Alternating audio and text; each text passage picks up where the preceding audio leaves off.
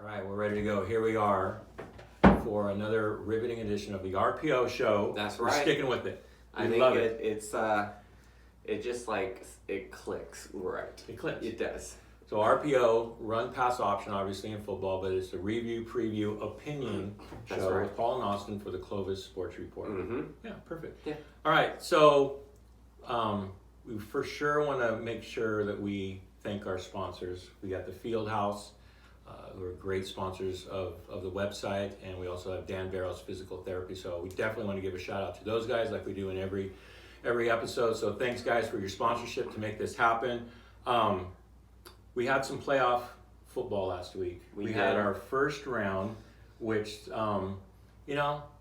we talked about it at the end of the show about whether or not the first round games are really any good or are they worth it? Should we just go to 8 teams? But you went and checked out a really good Clovis West versus Clovis North game. Right, for a half. Really good for a half. Oh, for a half. Okay. For a half. Really good for a half. Really good for a half. This is the second half, right? Well, I mean, it was a close game for the first Got half. it. And then Clovis West obviously pulled away in the second half. I mean, we recapped that pretty good already in stories and the post-game video we did. Yeah. But it was just a big night by Bradley Senaway, big night, David Piero. And the defense, after Clovis North's first offensive drive, the defense just settled in and played good football. They limited first downs like Mateo Morales talked about, and that's about it on that game. But yeah. Yeah. So was that like the minute 23 version of? That was a minute 23. If you want me to go farther, we can. We got some juicy stats. Well, But, we talked to last show, and we're going to be doing mostly the preview, the upcoming games for this week because we have Right. some really exciting games coming up. But we talked about Clovis North being the 6th seed and Clovis West being 11, but we felt really strongly about Clovis West in this game, and they definitely proved that they were the better team. I think like they obviously did, and coming into it, it was just weird how Clovis West was such a lower seed than Clovis North. Yeah. I mean, Clovis West beat the brakes off of Clovis North the first time around. They did the same thing this time around. Yeah. So Clovis West was a better team, and they proved that. They didn't have the 6 regular season wins like Clovis North had, but they also played a real tougher schedule in the non-league. They played Central Catholic and Valley Christian and Liberty, and those are teams that North wouldn't have beaten either. And it just happened that they got seeded lower than North, and then got their chance to beat them, and they did. Yeah. Yep. And we talked too about how very easily, Clovis West could have been a higher seed, but their 3-7 record was a little deceiving. Right. They had some injuries early in the year, and it seems like they're healthy and they're playing some pretty good football. And we'll obviously talk about their game at Liberty. And the final score of that game was 34-14. 34-14 was the final. 34 unanswered points by Clovis West after being down 7-0. Okay. My game that I went to, speaking of whether or not we should have 16 teams or 12 teams or whatever in the playoffs, my game was a 56-7 rout. Clovis, number 5 seed over Arroyo Grande, the 12 seed. It was 42-0 at half. And you could pretty much tell right away on the opening drive that this was going to be a mismatch because they just marched down the field. They just, ran the ball down their throats. Ended up being 7 different players scored touchdowns in that game for Clovis. Tristan Risley, we rave about him as he emerged as one of the best running backs in the central section, we believe. He was shut down in the second half. As far as shut down in the sense by his coaching staff. By his coaching staff, Yes. right? We don't need any more. It's 14-0. But yeah, that was a game that, a young Austin Kemp could have probably ran for 62 yards and 3 touchdowns. More than that. Oh, more than that. All right. Yeah, that's right. That would have been on 3 carries. That would have been on 3 carries Nice. for 62 yards. All right. But again, maybe more than that. Okay. So yeah, that's about it for that game. Clovis I talked to Coach Hammond after the game too, and he's really, really happy with how they're progressing, and they're playing the best football of the year at the right time. They found an identity. Risley, I think in the first 3 games, you did the stats, and we talked about this a little bit. He only had 19 total carries, but since then he's just. It's like averaging 19 a game since track play started. It's not maybe quite that much, but it's 16, 17-ish a game. Yeah.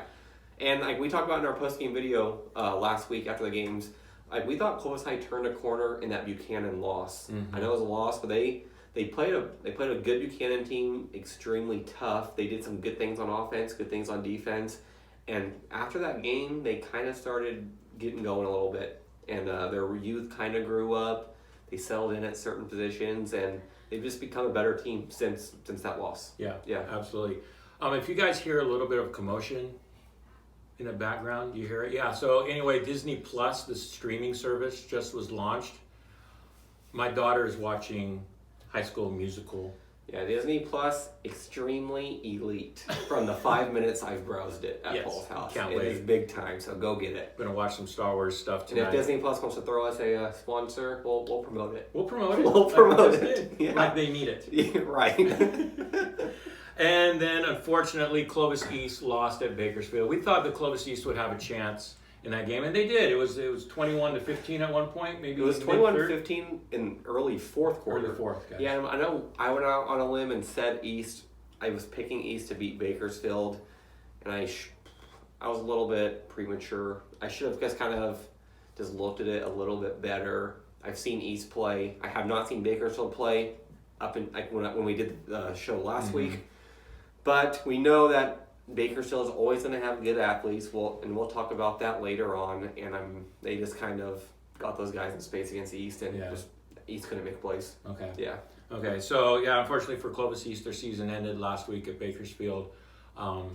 Yeah, they had a good year. They're on the upswing. Their offense, it's not going to change. They're going to keep doing their power stuff, and so it'll be interesting to see what they look like next year, because like this was that senior class. I'm pretty sure that was supposed to be maybe not super good, but maybe like make a little bit of a run. Yeah, like they won league as 8th graders. They won league as 9th graders. Yeah, and when they go this year, 4-7. 4-7. So probably not what they envisioned. Yeah.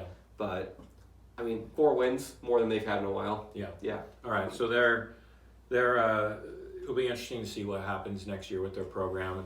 They're trending up. Their weight room is going really well. So yeah, excitement's back in the air over there at Clovis East. But unfortunately, their season ended. So now, Austin, we're going into the preview section already. Okay. Probably we're at like the 6-minute mark. That might be a record for us. I know, we're jumping in it fast. We're going for it. Yeah. Also, by the way, Ridgeview beat Tulare Union. That was the other first round game last week. Just throwing that out there. Do we get all of them then? Yeah. Okay. So that was all. First 4 teams had byes. Ridgeview beat Tulare. Now they're going to play at Central. So good luck to those guys. Yeah, and they will not win that game. All right. So we have 3 games on the horizon. We have Clovis West at Liberty. We have number 2 Buchanan at number 7 Bakersfield at number 2 Buchanan, and then Clovis number 5 against Bullard number 4, and that game's going to be played at McLean. I'm going to be checking out that game. You're going to be going to Buchanan. Right? And the other games at Liberty for Clovis West. So, what you know of Clovis West right now. Right. And you watched some game film on Bakersfield. You watched Bakersfield Liberty game film. I watched the Bakersfield film today, just kind of prepping for this a little bit because I haven't seen Bakersfield. So do you want to start with Bakersfield or Liberty? Let's go with Clovis West at Liberty. Let's talk about that matchup, what you saw from Liberty that might give Clovis West some problems, vice versa. The first thing that jumped out to me, I don't know if it's a long-term issue, but Liberty running back Prentice Boone, he's their starter. He's nearing 1,000 yards on the season. He did not play against Bakersfield. It was instead, what was the name? A senior, last name Chris Muniz. I think that's a pretty significant loss for Liberty because when you watch Prentice Boone play, he's real shifty, hits the hole pretty good vision. But other than that, it's kind of the same old Liberty. It's a spread offense. Hayden Mann is back at quarterback this time around, which kind of, if we take this back a little bit, the first matchup, Liberty beat Clovis West 17-7. Hayden Mann, the Liberty quarterback, did not play. Instead, it was, sorry to say it was just some guy wearing number 29, and he was having issues just getting the snaps. Yeah, and you were at that game. And I was at that game. I was watching it, and there was, he fumbled just 5 or 6 snaps, and that just killed drives. And it was in shotgun. He would just miss the ball. So that's an important part of the play. It's an important part of playing quarterback, especially when you're in the shotgun. You got to catch the ball. And because of that, this Liberty offense looked nothing like what they are actually going to look like on Friday night. So you can't take any conclusions away from that game offensively for Liberty, because Clovis West is going to see a whole different type of thing. Yeah. On the flip side, Clovis West was without Brandon Wafer, running back, wide receiver Chris Schamberger, and linebacker Nathan Mendoza that game. And I think there might have been another player or two that Clovis West was missing. So both teams were definitely banged up. Did you mention what the score was in that game? 17-7? Yeah, 17-7. Okay. And Liberty scored on a kick return for one of their touchdowns, and then Clovis West scored on a 1-yard run after Liberty fumbled a snap on the 1-yard line. Yeah. So this game's going to play out a lot differently, I think. In the end, it's still going to be very tough to beat a healthy... I know Prentice Boone might not play, but having their starting quarterback is going to be awfully tough to beat, because they have a good set of wide receivers that they can throw to, and the lines at Liberty, offensive and defensive, are always going to be among the top of the section. And if you kind of put all those things together and going on the road, it might be pretty tough for Clovis West to come out with a dub. And even though Bradley Senaway, and I think, is playing his best football of the year right now, and he has that nice rapport with David Piero going. Yeah. But again, I think the Lions are going to win that thing for Liberty. Well, one thing too that we should mention is Liberty has an excellent coaching staff. So when I first started covering high school football in 2014, 2015, those couple years when I started to really get into it, that's when Liberty won the Valley title in 2015 with Jordan Love as their quarterback. Looked really good at Utah State. Probably going to be an NFL draft pick. I got to know Coach Brian Nixon, through that, and has had, I don't know, I've probably talked to him about 3 or 4 times after the games. Very nice guy, first of all, but he knows football. Those kids are coached up well. Last year, they lost to Central in the Valley Championship game, but they were right there for at least a half, like a lot of teams were against Central. But yeah, I'm just very impressed with him, his attention to detail. He knows the game. They'll be well prepared and all those. Brian Nixon, I don't know when his first year was at Liberty, like 2006, 7 ish. I think he is 18-6 for track schools while at Liberty, and that's extremely impressive. And he likes to schedule track teams in non-league as well. He did mention that to me one time. So just for this reason, for playoff reasons. Right. So for sure, smart guy. So Clovis West, you've seen them plenty of times, and you rave about their wide receivers. So did you see any potential matchup problems with any of Liberty's DBs or their linebackers? Have you seen what they're capable of doing? So I remember, I made a point to say this the first time when these teams played each other. There was 3 or 4 plays that there were some Clovis West wide receivers that just beat their guys on routes, just straight up. And I think 2 of them, Senaway just didn't connect on. It was just poorly thrown ball.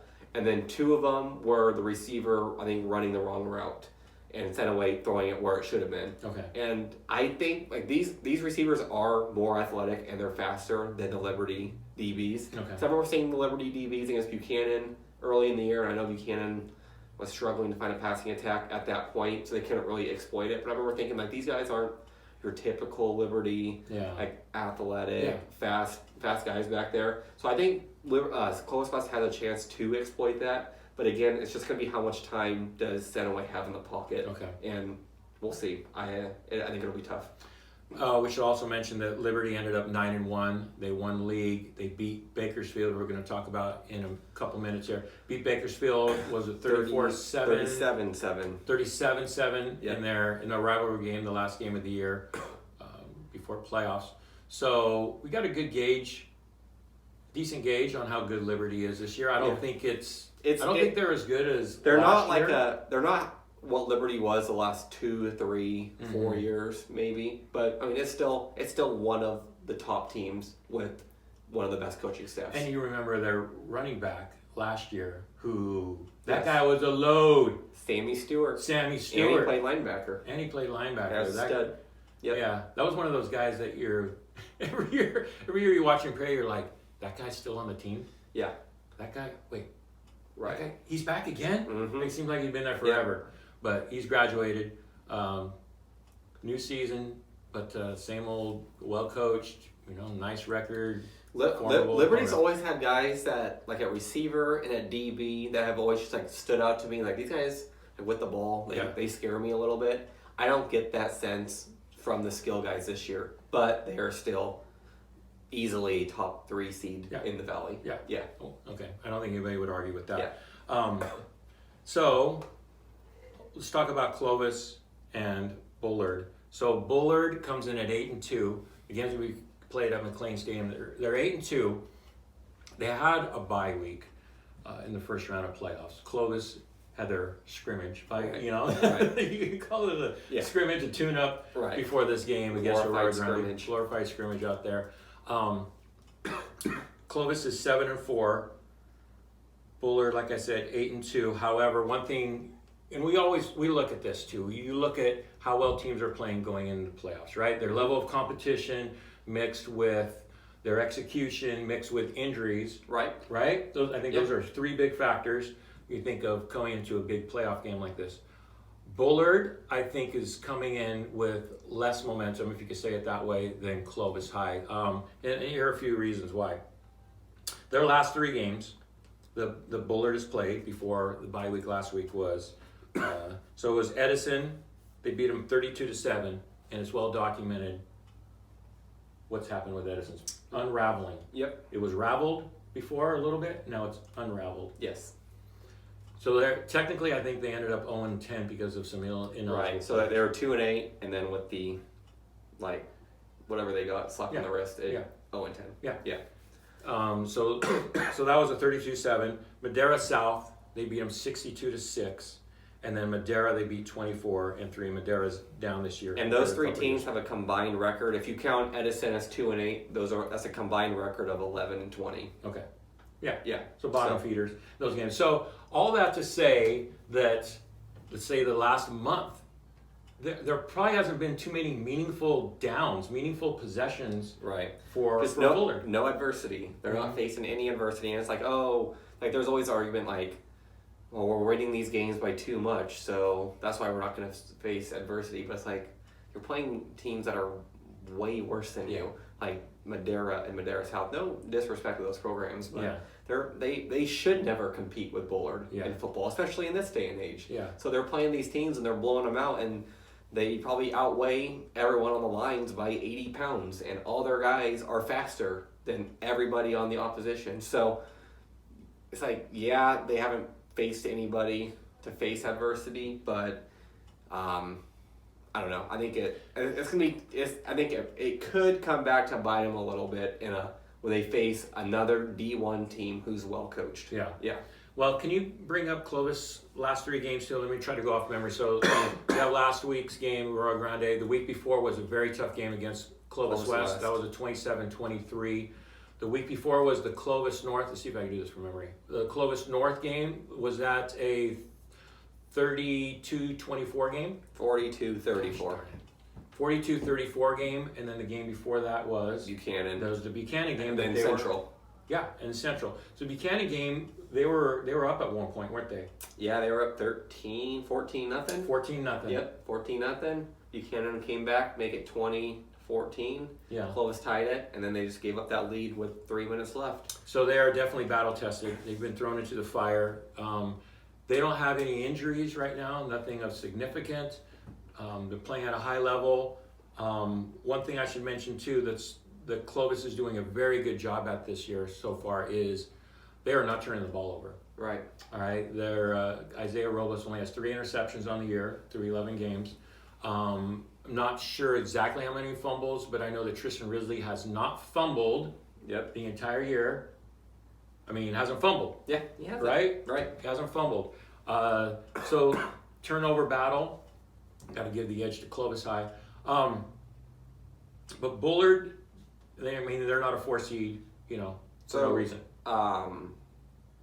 Tristan Risley, the first time with Bullard, way early in the year, like the third or fourth game of the year.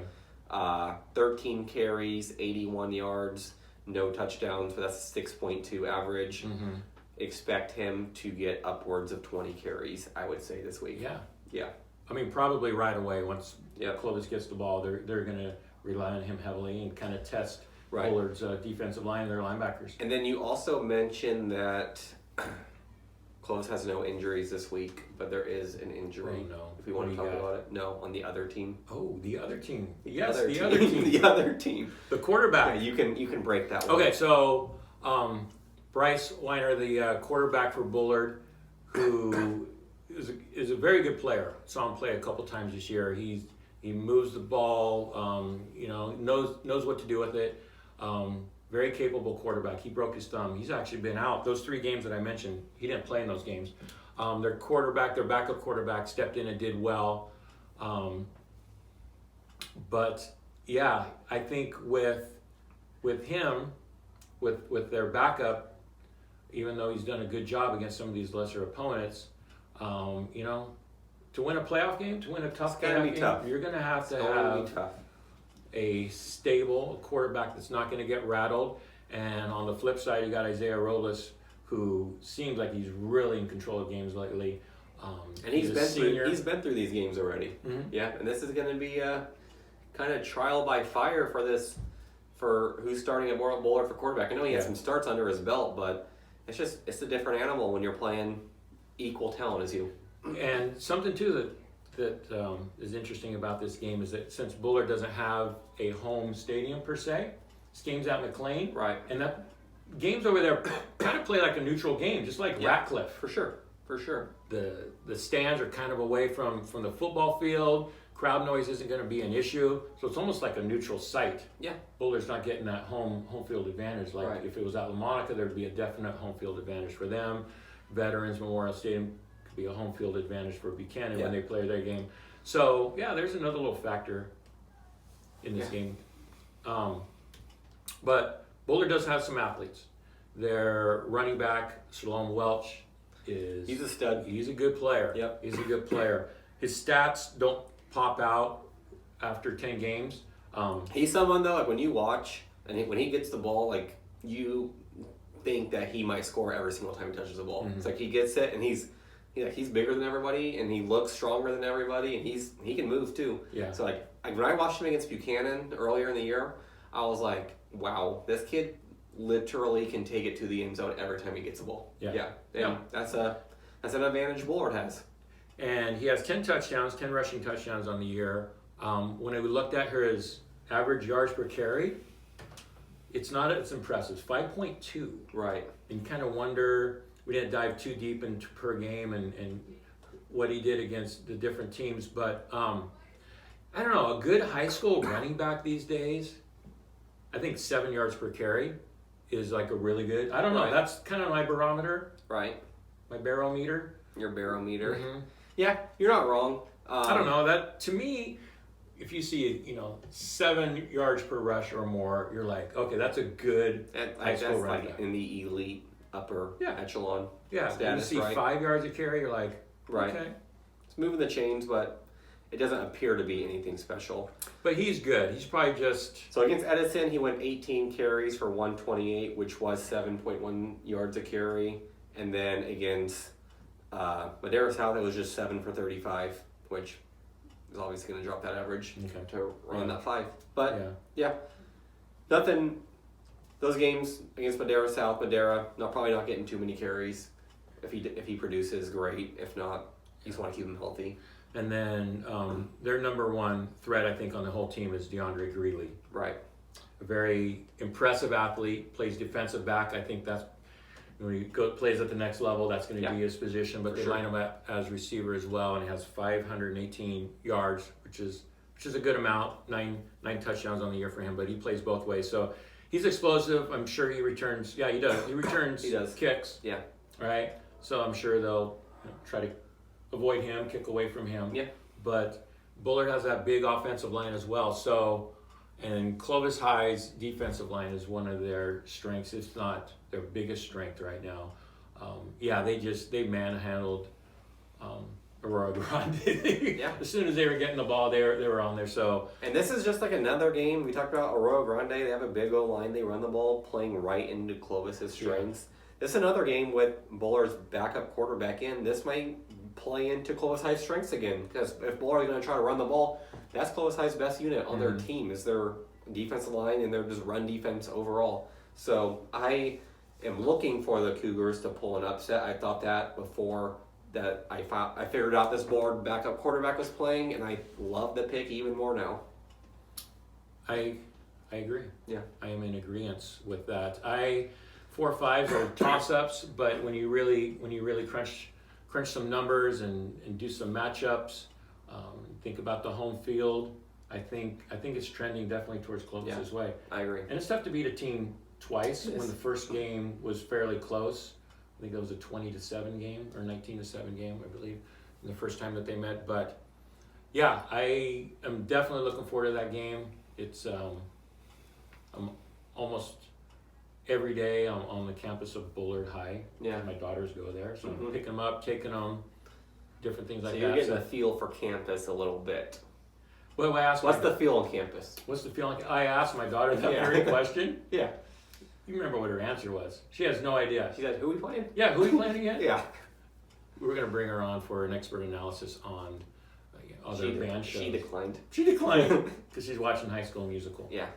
Yeah. Okay, I don't blame her. All right, so Austin, let's dive a little deeper into this tasty matchup between Buchanan and Bakersfield. Yeah. Through your research, how many times has Buchanan and Bakersfield played? Didn't you say you can't So I initially thought it was 2009 that they came down here to play Buchanan, which was my junior year. It was a 1-2 matchup. Okay. To regular season. Bears spanked them, by the way, by about 30.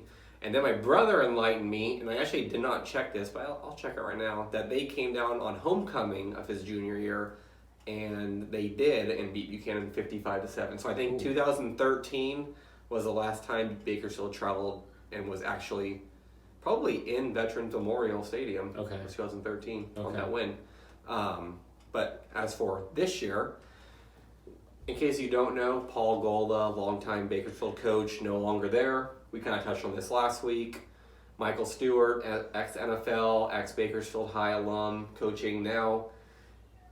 The culture is a lot different without Golda there, who is, I consider, one of the best coaches in the section's history, I would say. He has a state title. He has a state title. He has numerous Valley championships and numerous Southwest Yosemite League championships. Things I've heard talking to people in Bakersfield, team's a little bit different. They're maybe not as disciplined, not even close to the same offense that they were running. Now they're just kind of like a normal spread offense. Yeah.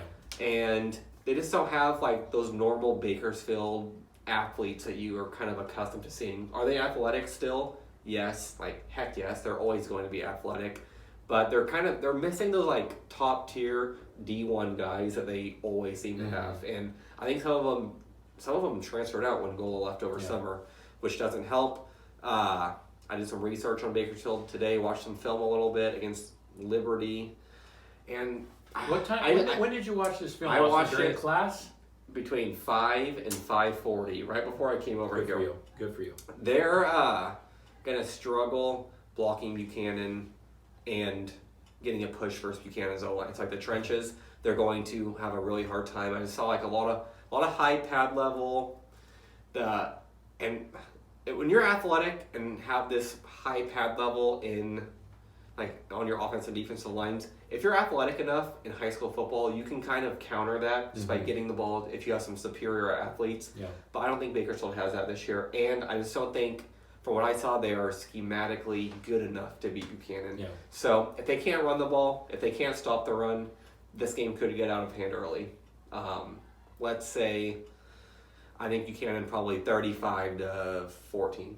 Yeah, that's kind of what I am seeing. Well, what did you see with their DBs? Didn't you mention that you saw them lining up 12 yards? Yeah, and so like I watched against Liberty, their DBs, they looked like they were just playing like a basic cover 3, but their DBs were at least every single play 12 yards off the ball. And there was a drive where Liberty threw 5 hitch passes in a row for 6 yards because they were just giving it to them. And that's not going to work against Ian Kirby. And that's not going to work against maybe any high school quarterback. All you gotta do is catch the snap and throw it. Yeah. So, yeah, it's a different Bakersfield team than we're used to seeing. I thought maybe coming in, just like the history of Bakersfield, they might maybe be able to make this thing a game. But after watching some film, I don't think so. Okay. Yeah. And then on the flip side, Buchanan had the bye last week. Right. They are 8-2. Their record improved. Right. They were 7-3. However, the Narbonne team that they lost to maybe in the third game. First.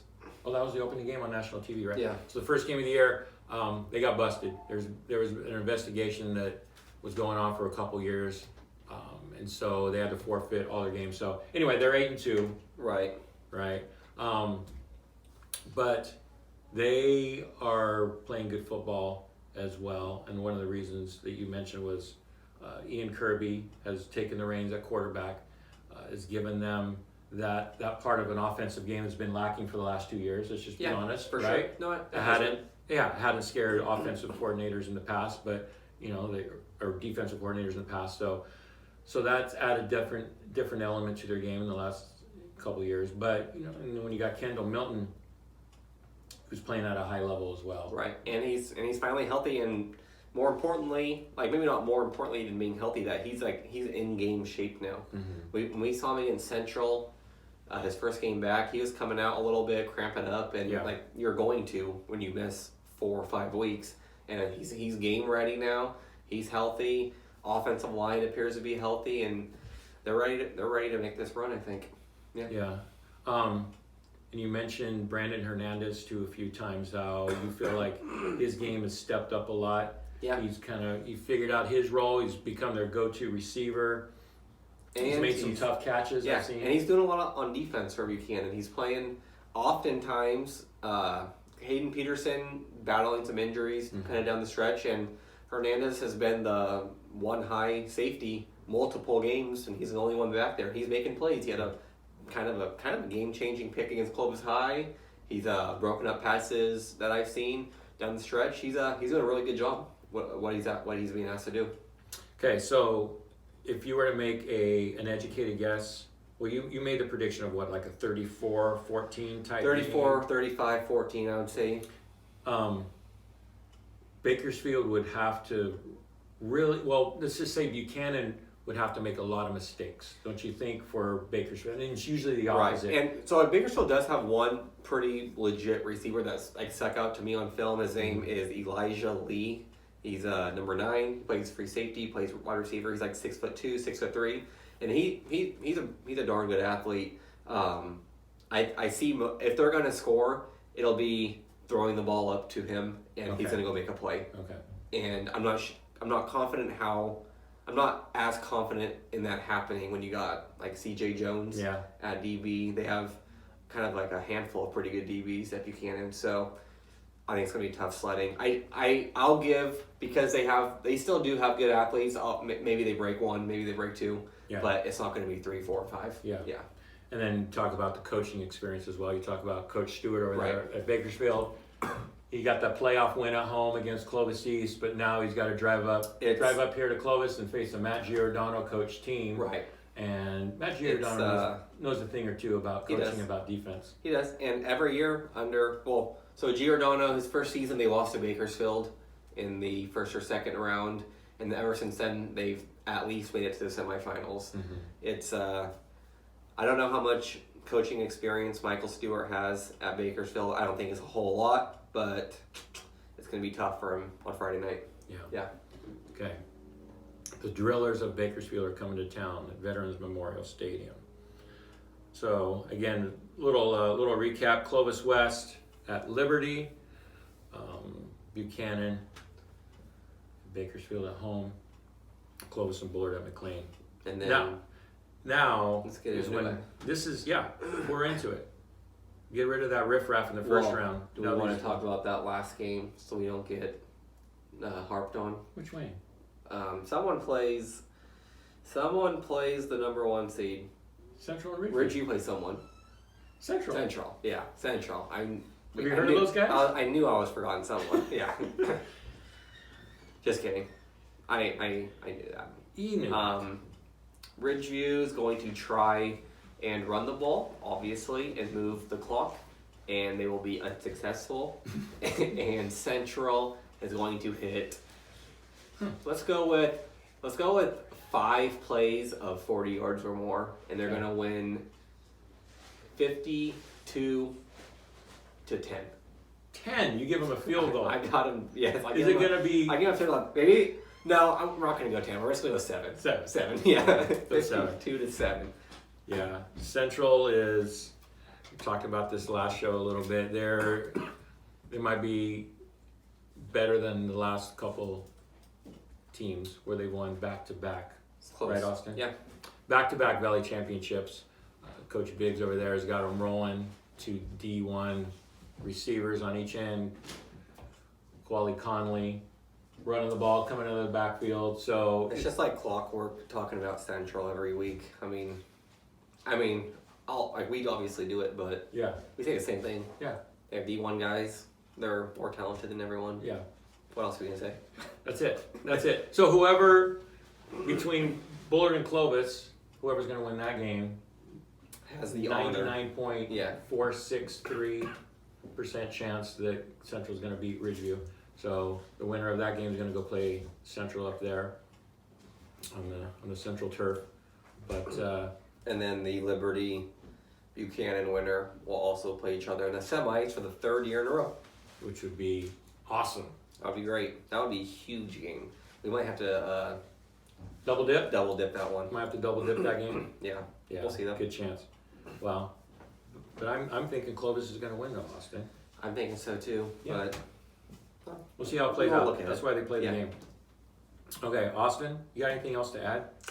Not really. I think everything's kind of laid out. It's laid out.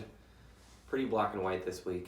Yeah, and this isn't going to be a 47-minute show like last time. No. Where I spent about 6 hours putting in videos and pictures, and while you were watching videos of games, That's right. Watching game. That's right. Doing that.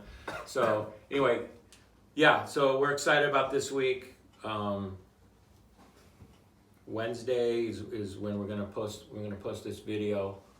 But again, guys, thank you so much. We're getting great feedback again for our shows and what we do, and our Twitter live deals and our highlights that we're posting. We're getting some great feedback on that as well. So just want to thank you guys for watching and liking and retweeting and all those things, and for the positive feedback and word of mouth that's out there so far. So yeah, we love breaking it down. Austin, knocks on the door, comes in, we sit down, we talk about what we're gonna showcase in our videos, and we just do it. We just go for it. We just wing it. We actually don't really plan too much. We kind of have some talking points, but pretty much all you see right here is just off the top. Off the top. Yeah. Off the top. So again, thank you guys for watching our videos and following. I really appreciate it. Yeah, we love doing this. Yep, for sure. You would do it for free. I would do it. I am doing it for free. I might have something in an envelope for you a little bit before we leave today, Austin. Yeah. Or I might let you watch some Disney. I'll take your Plus. Disney Plus subscription. Give me my password. Yeah. Okay. All right. So again, thank you guys. Austin, got anything to add? No. If you're watching this and you're not going to a game on Friday night, get out to one. Let's have absolutely. I'd like to see some more people in the stands. I'm sure you got nothing better to do. Yeah. Yeah. Yeah. And support the local sports. Support the local sports. Yeah. So again, this is Austin Kemp, Paul Meadors. Thanks for watching. Say hi to us wherever you see on the sidelines. Throw something at us, get our attention. That's right. Talk football.